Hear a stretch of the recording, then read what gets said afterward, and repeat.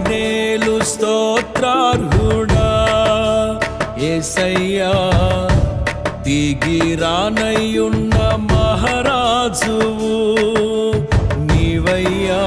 మొదటి వాడవు కడపటి వాడవు, యుగ యుగములలో ఉన్నవాడవు. దివినేలు స్తోత్రార్హుడా యేసయ్యా, దిగిరానయ్యున్న మహారాజువు నీవయ్యా. మొదటి వాడవు కడపటి వాడవు, యుగ యుగములలో ఉన్నవాడవు. మొదటి వాడవు కడపటి వాడవు, యుగ యుగములలో